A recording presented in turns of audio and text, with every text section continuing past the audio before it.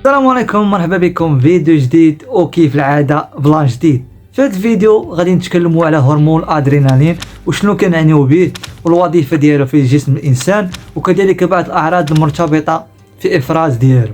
كاع هادشي غادي تشوفوا في هذا الفيديو. وكيف العاده قبل ما نبداو ما تنساش تورك على لايك وطاقي شي صاحبك يتفرج ودوز عندي الانستغرام اللي هو هذا. ما نطولش لكم، نبداو. الادرينالين هو عباره عن هرمون يتم انتاجه في الغده الكظريه بالاضافه الى كونه ناقلا عصبيا، ما يعني ان الدماغ ايضا قادر على معالجته. وكيعتبر الهرمون الادرينالين من اهم اسلحه الجسم لانه يفرز في الجسم بحالات الطوارئ والازمات من اجل ايقاظ وتيقظ الجسم، كما يتم الافراز في حاله الشعور بالاثاره بفعل الرياضات خصوصا الخطيره منها كالقفز من المرتفعات وسباق السيارات وركوب الامواج وما الى ذلك.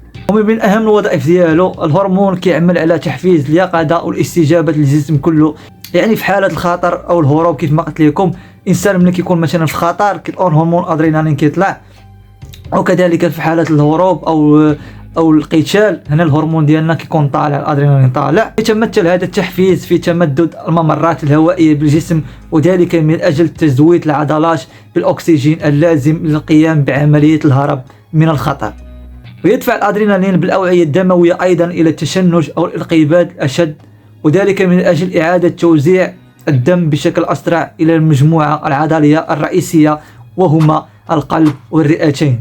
بينما يستجيب الجسم مع إفراز بتقليل القدرة على الشعور بالألم من أجل الاستمرار في القتال أو الهرب دون خوف، كما يؤدي إلى رفع المستوى القوة والأداء.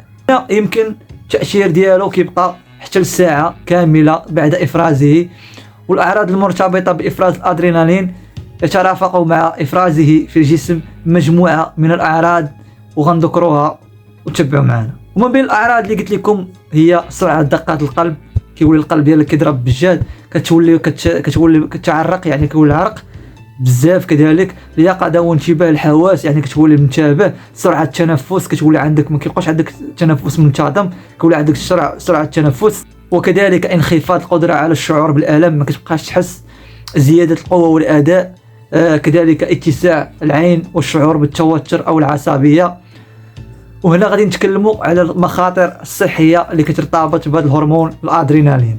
هنا الافراز الهرمون الادرينالين في الجسم لفتره معينه كرد فعل على امر طارئ او خطير، هو الامر لا باس به، الى ان الاجسام تفرز احيانا بسبب العمل تحت الضغط ما او نتيجه تفسير غير دقيق لموقف كنعيشوه او امراض معينه قد نعاني منها. وهنا كتكمل الخطوره في الافراز الجسم بافرازه بشكل متواصل ولمدى بعيد بالاجهاد الذي ينسجم عنه هو تلف الاوعيه الدمويه وزياده ضغط الدم وخطر الازمات القلبيه او السكته الدماغيه، كذلك زياده الوزن والصداع والارق.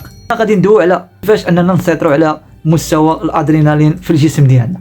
من المهم ان تطور قدرتك على اصغاء لجسدك وتعلم تقنيات التحكم في الاستجابه جسمك للضغط النفسي، فهو من اهم الظروف التي تؤدي الى افرازه رغم امكانيه السيطره عليه. للقيام بذلك عليك تنشيط الجهاز العصبي اللاودي ليتحكم بالامعاء والجهاز الهضمي، وذلك لتقليل النشاط الجهاز العصبي الودي المسؤول عن الحركات السريعه وبالتالي الهرب او القتال. هنا غادي نعطيكم بعض الطرق التي تستطيع بواسطتها تخفيف تاثير الضغط على جسمك.